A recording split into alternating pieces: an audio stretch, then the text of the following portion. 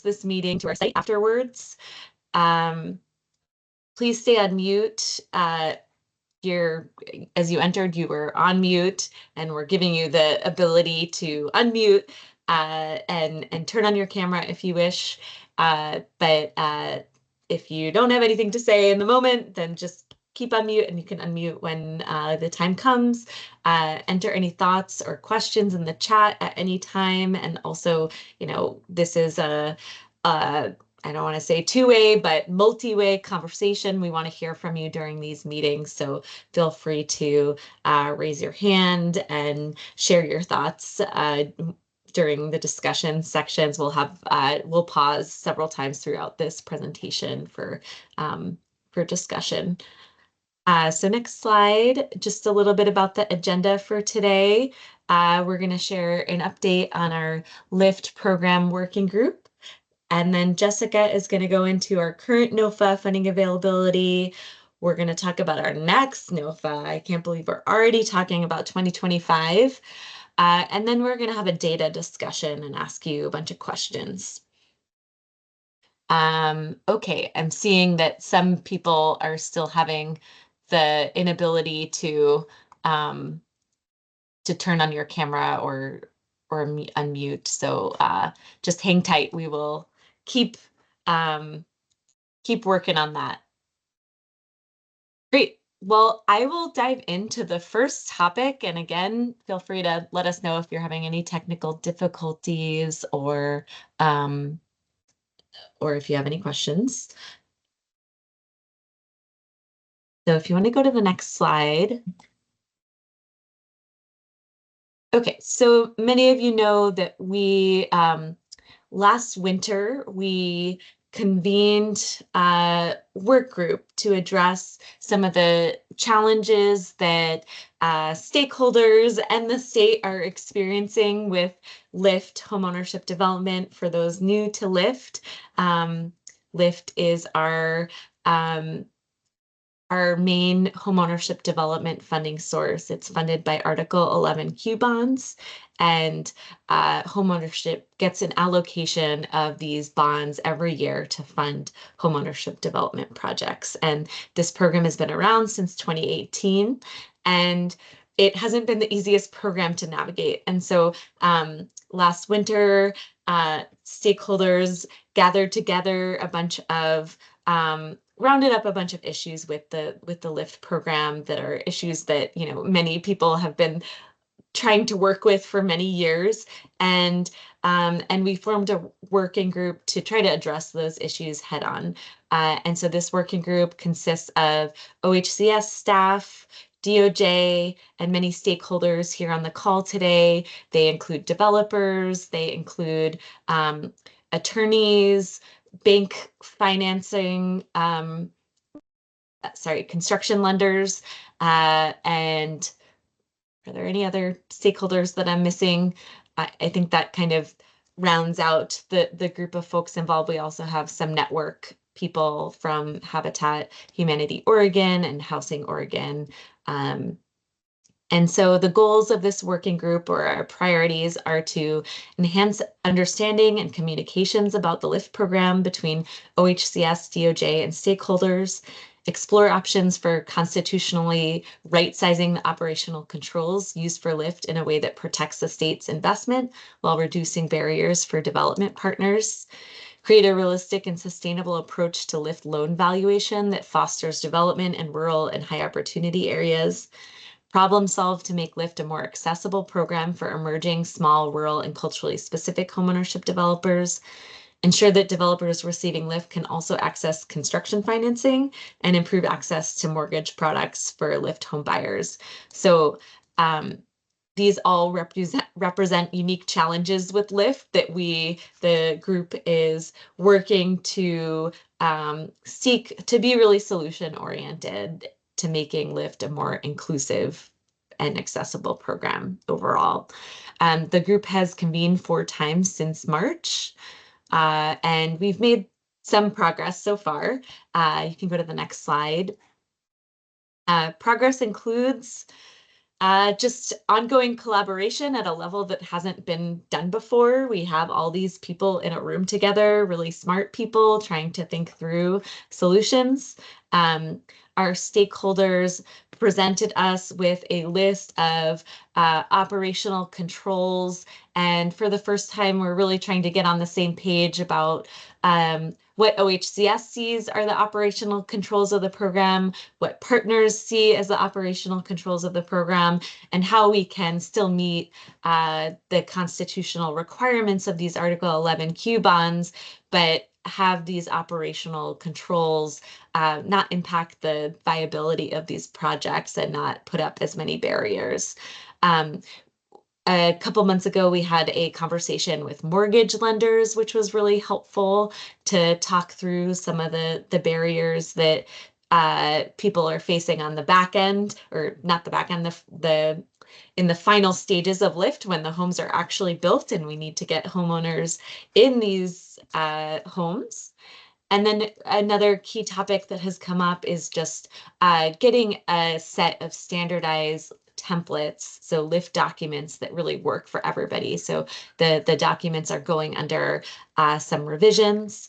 And then we're seeking, we have advice in the works that are addressing some of these key structural elements of lift. And so we'll be continuing to work on these priorities and goals, and this working group.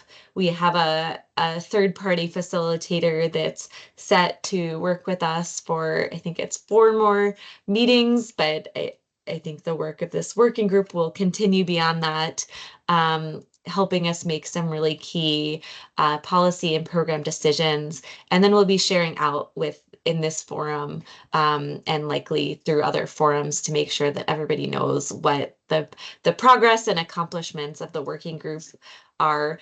One positive change or really tangible, important change that the group has made so far is that we've updated language in the lift agreements to allow for pro rata foreclosure. And I'm sorry for those not involved in the lift program. This is getting really technical, but we've made some document changes that basically will allow lift home buyers to qualify for any loan product on the market. And this is a big deal because in the past, because for lift, affordability restrictions had to survive foreclosure.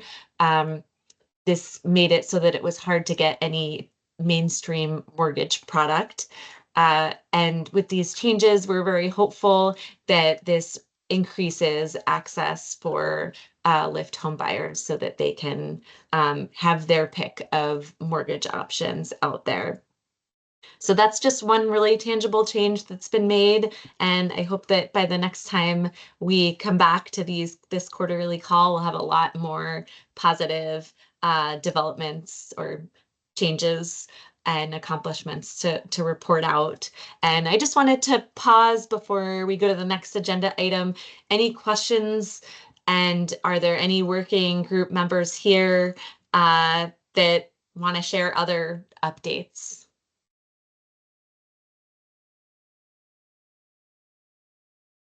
And I just wanted to jump in and say, as far as I can tell, everybody has mic and camera access now. So please feel free to come off and turn on your camera, come off mute, or raise your hand or put something in chat if you're still having trouble with it. So thank you.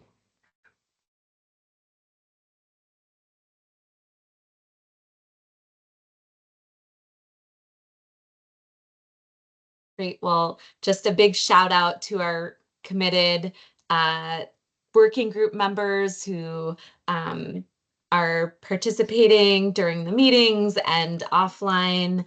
It's making a really big difference for everybody that is a participant of the LIFT program and participant of future LIFT use. It looks like there's still difficulty with, let's see if we can do a little technical troubleshooting here before we move on to the next. Um,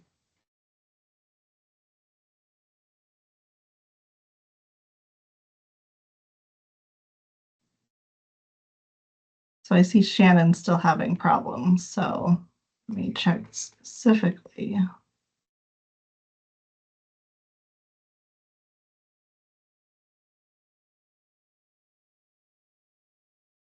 All right. Well, sorry for the technical difficulties, everyone. I think, oh, is there another question in the chat about this?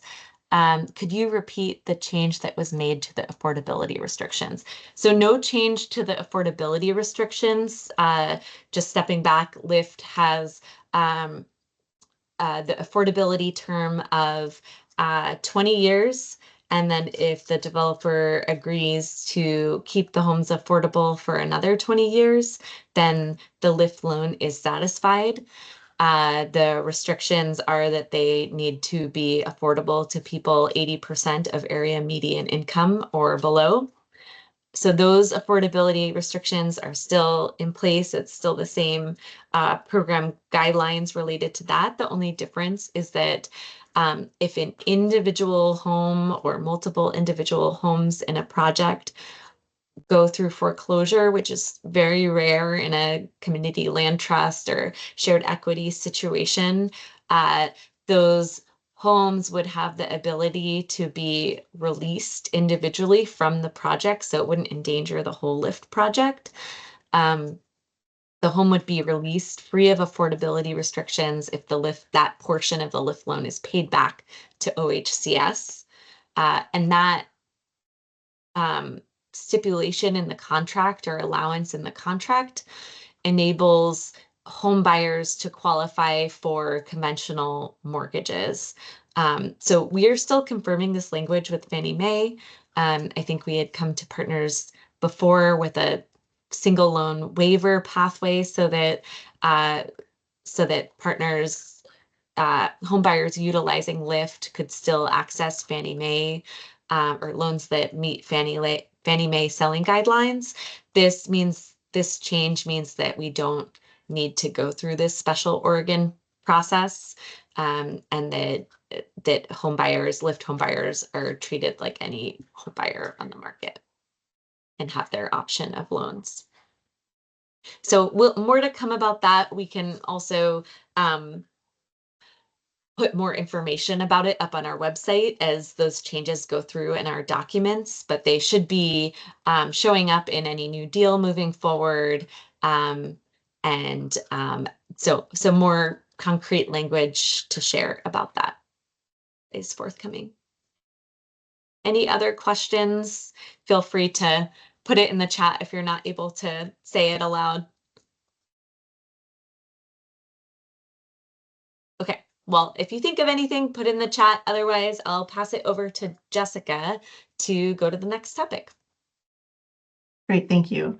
And towards those technical difficulties, I know we're going to have a discussion point. I think worst case, I could just make everyone a presenter. You know, if you have a question or have something to say and raise your hand or put it in chat, I'll just do that whole upgrade for someone. And hopefully, fingers crossed, that'll work.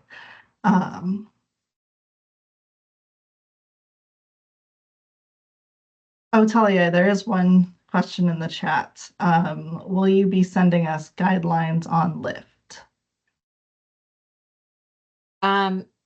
Actually, I'll defer that question because I think Jessica is going to be answering that in information about our upcoming work related to Lyft.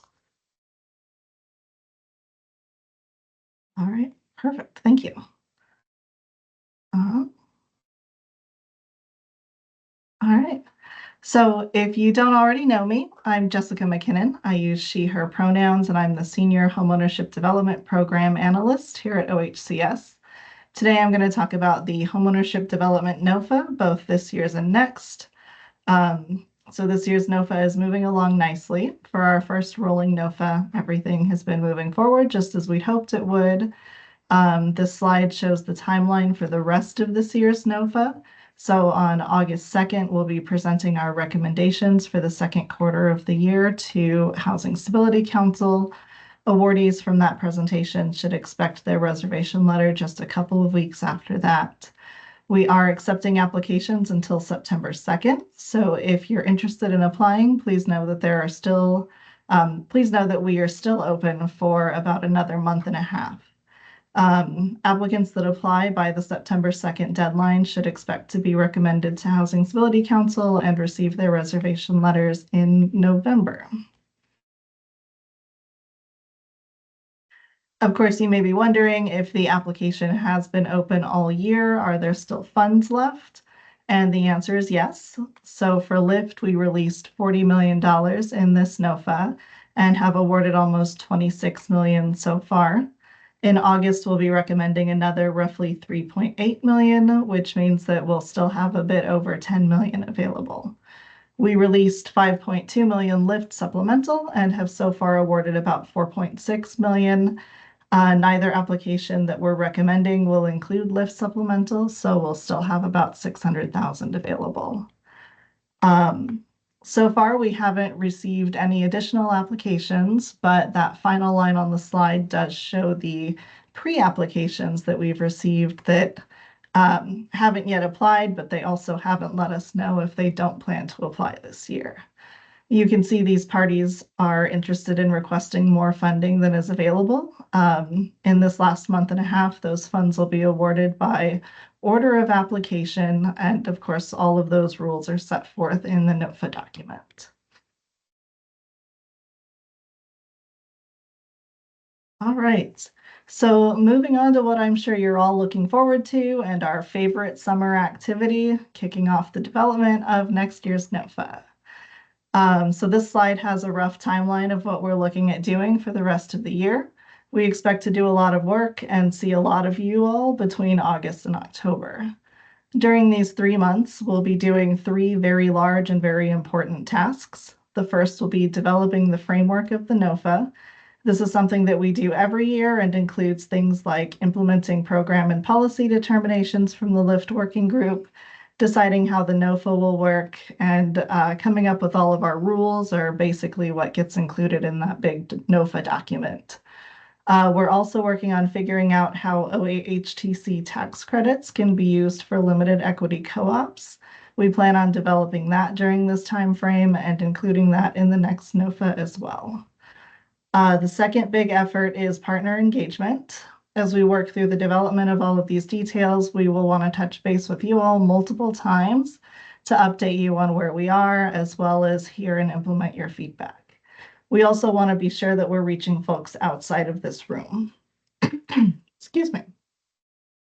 The third big task is something we've been talking about doing for a while. As our homeownership development program has grown from a tiny thing funding just a few projects to something that's now investing tens of millions of dollars in developments all throughout Oregon, we're finding challenges in the way that we use manuals originally written for rental housing. So during this time, we'll be separating from those and creating our own LIFT manual and Thursday's what day? GPG. Sorry?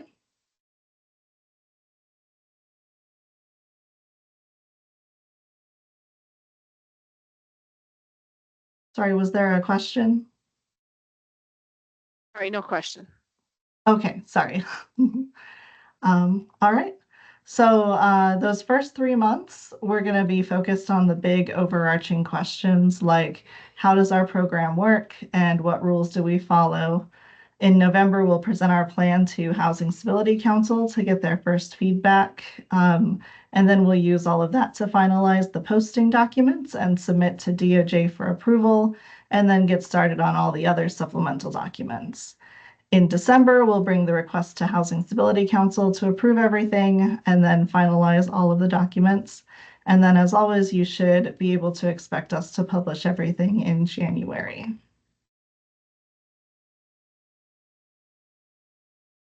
Now, with the context of the overall timeline, we wanted to dive a little into the specifics of the partner engagement timeline. You'll notice that there aren't a lot of dates on this slide. The very first item on this timeline is actually us publishing an outreach schedule. That's the first thing you should look for, hopefully in the first half of August. The schedule will be sent out by technical advisory and will include dates, times, and links for any and all of our public engagement sessions. Why don't we have dates? Because the first thing we want to do in August is share the first draft of the program framework with you. And right now, there are still too many things in the air for us to estimate when we might have that first draft ready. As those things sort of come back to earth, we'll be able to better plan these dates and get them out to you. As with last year, once we share the information with you, we'll take feedback directly at that meeting. We'll also publish a survey with some specific questions, and we'll host some office hours where anyone could drop in to ask questions or provide feedback. Also, as always, you'll be welcome to email us any comments. On September 16th, after applications close, I'll be hosting a specific feedback session with all of the NOFA applicants to talk through what went right, what was a challenge, and more specific details about the application process and documents. Right now, that's invite only, and the primary contact for those who submitted applications should expect to get an invite to that meeting soon. In October, we'll expect to share a second draft of the framework incorporating the feedback we received internally and from partners. This time we'll request feedback through a partner meeting and email. And then the next quarterly homeownership development partner call will include a sort of last call for feedback. Then, of course, as we work through all of this, we'll continue to work with the LIFT work group and have one-on-ones with developers, especially rural and culturally specific developers. So I'd like to pause here and see if anyone has any questions on the content I've covered so far. And if you're having technical difficulties, click the hand raise, put something in chat, and I will maybe figure out how to let you speak. I see a hand raised from Carl. Carl, are you able to unmute?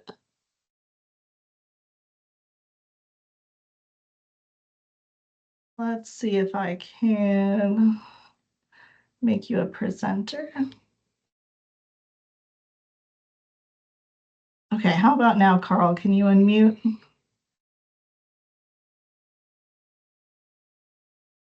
Ta-da. Yay. How about that? That was cool. Thanks, Jessica. This is cool. Appreciate you continuing to work on this and to present this schedule is super helpful. Question around the application document itself, the Excel workbook thing. Is that part of the reworking that you're thinking of this fall? Yes, we that's that September meeting that I mentioned. One of the things I hope to cover in that is what parts of that workbook worked, what parts of that workbook were just absolutely miserable for you. And we don't want to totally reinvent the wheel because we're reinventing a lot of wheels over the next few months. But we definitely want to make it. We've definitely heard the feedback that it's been very time consuming. So we want to work with you to make it a little better at least. Cool. And then since I'm unmuted, follow up to that. The program manuals, those sounds like they're going to get done in, or at least presented to us in October or November.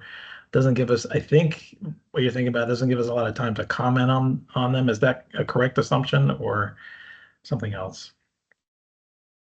I can speak a little more to that one. The program manuals are more broader guidance that you've probably seen the lift manual, or maybe you have. It's pretty broad and just explains the broad strokes of the program. So the framework will be much more detailed in how we implement the program, and that's where we're looking for your feedback, and that will influence the manual. And same with the general guidelines program manual. There will be some more detail in there, and we'll have a first draft published by the end of the year, but that's something that we can keep updating as need be. I don't expect a ton to be different from our framework and that manual. So we're kind of basing our framework as the priority because it influences everything else, if that makes sense. Okay, yeah. I mean, some of the program manuals or some of the what you call manuals that OSGS calls manuals are fairly detailed and fairly prescriptive. So it would take some time to depending on which ones you're revising, it would take some time to give feedback and think about the implications. Yeah. And I just should add the lift manual, I think, has a more difficult process that needs to be interpreted differently and is a little harder to change. So this will be kind of a bigger ask that'll have public commentary. The GPGM, I think, might be a little more flexible in the ability to update it, but I don't want to commit to that answer. So yeah, we'll do our best in the outreach and making sure everyone gets a chance to share feedback. Great, thank you. Mhm. Um, I saw Giselle's hand up earlier. It was kind of the same question that he was asking as well. Okay, great. Um, and then Rosalie, were we able to answer your question on Lyft? I guess I didn't really speak directly to sending guidelines, but we are going to have that whole big process where we'll present a couple of drafts to you over time. Did that answer your question? Okay.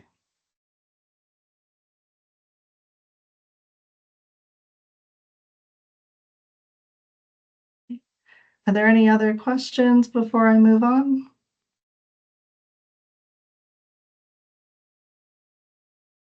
Okay. Um, all right.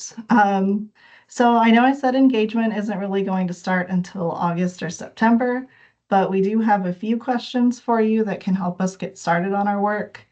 I'm going to introduce all of these questions and then just open it up for anyone to answer any of these questions, and we'll figure out the technical details. So I'm sorry that we're kind of having to deal with that.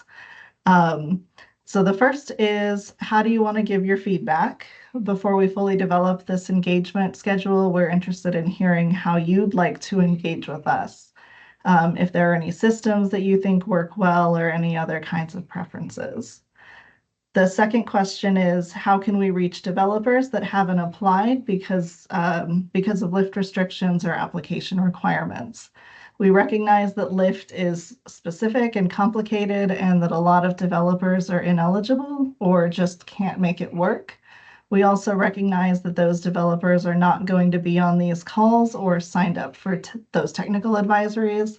So if you know of any statewide or more local things like builder groups or listservs or conferences, or even if you have a specific recommendation on a builder that you know thought about applying for the program but didn't, we'd love to hear more about that. And then the final question is, what are homeownership programs from other jurisdictions or organizations that you see working well? I've worked in affordable housing for close to a decade now, and I can't count the number of webinars and panels and conferences I've been to where people are presenting their programs, and I'm sure it's been the same for you. So if at any point you've worked with or even just encountered anything that you thought was pretty well done or wished you had something like that here, please feel free to share that with us as well. So I'll go ahead and open it up. I guess raise your hand or put it in chat, and it looks like making people presenters is working. So that's just what I'll do if you have anything that you want to say.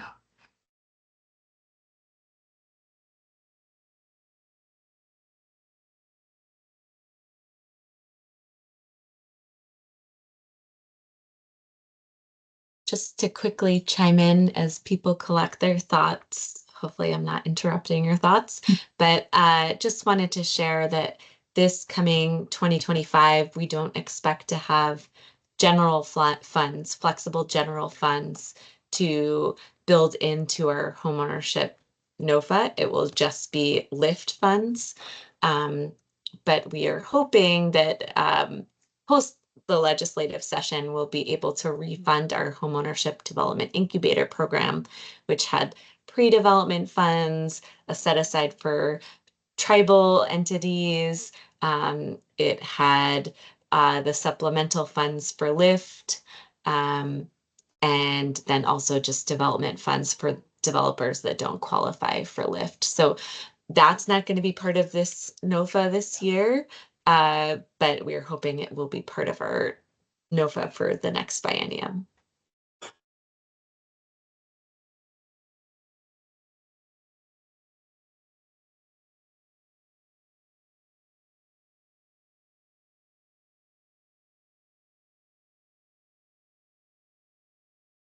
I see a question. Rosalie, do you mind clarifying your question? Are any funds going out to Dep Northwest?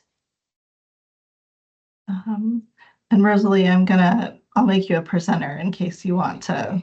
It'll be easier to speak than to type it. So Deb Northwest has received funding from us in past LIFT cycles. We, every cycle participants have to reapply for their projects and propose their projects. So we can't forecast who's going to be funded in the next NOFA, if that's your question. And do you foresee offering Hope funding again? Great question. Different programs. So Hope is our program that funds down payment assistance, home ownership centers, home repairs through our Restore Health and Safety program. We're going to be having a request for applications for our home repair, Restore Health and Safety program coming down the pike this September, likely, or this fall. Our document recording fees are down, which fund the Hope program. So we're not quite sure what our ability will be to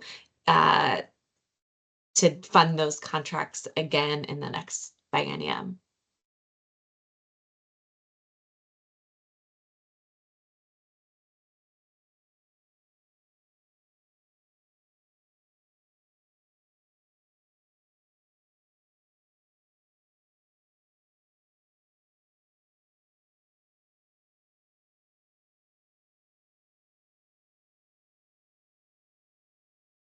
So it doesn't sound like anyone is ready to respond to any of these questions. So I guess first question is, do you have thoughts that just technically, like their technical issues are keeping you from answering them? Um, if that's the case, I'm very sorry for the technical issues, and yeah, just let us know in chat. But also, we are happy to take this feedback over email, or if you'd rather talk one-on-one instead of in this big chat room with everyone here, feel free to, send me an email. I have my email address on the next slide. Yeah, these are all things that we are looking to research and want to make sure that we can do. Look into research and implement in the next NOFA cycle. So these are all important and valuable questions to us. So if you have a chance to send an email or let us know, we'd really appreciate your feedback.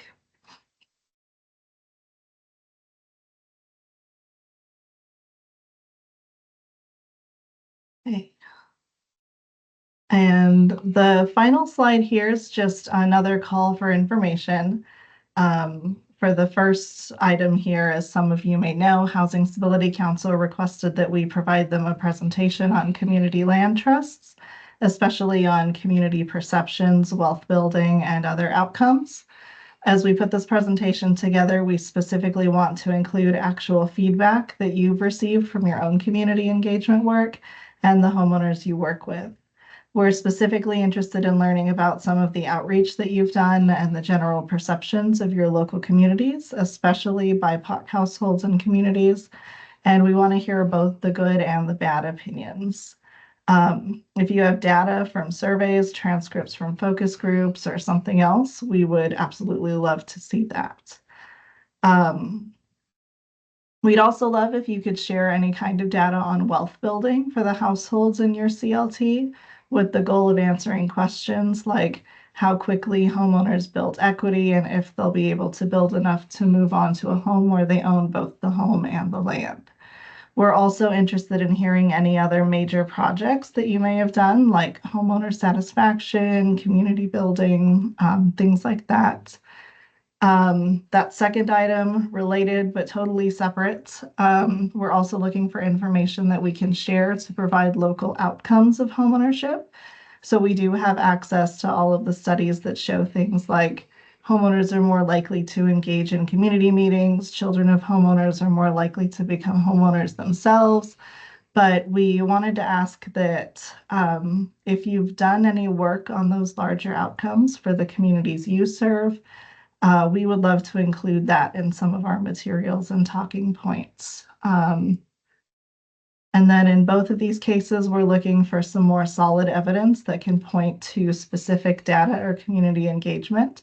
So if you have any aggregated statistics or internal studies you're willing to share, notes from specific engagement events, homeowner stories, or similar items, we'd really appreciate if you would share those with us.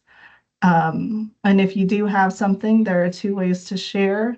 Either you can share your email in the chat or just let me know that you're interested, or you can send it through me. I don't know if Teams has private message like Zoom used to, so maybe I'll leave that part out. But if you let us know in the chat here, I'll follow up with an email to you requesting the information or the meeting or whatever you'd like. Or you could just email me directly at jessica.mckinnon@hcs.oregon.gov. And I'm copying and pasting that into the chat right now as well. And I don't know, this was just kind of supposed to be a call for please email me, but there's a lot of time left, and I don't think that we have much left in the presentation. So if anyone wants to respond to anything right now, you can feel free to raise your hand and come off chat also. I love John's question. Has anyone built a survey that they can share related to CLT feedback?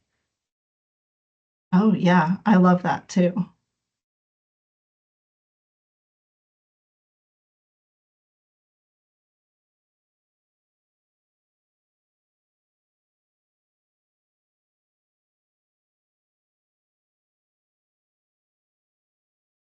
Okay, well, I won't linger and make everyone spend the day sitting in silence. That's about everything that I have. I just wanted to say thank you for attending today, and I really look forward to engaging and working with you as we build the next NOFA. Hopefully I see a lot of you and we don't have any of these technical issues, so our technology will be more welcoming for your feedback and conversation.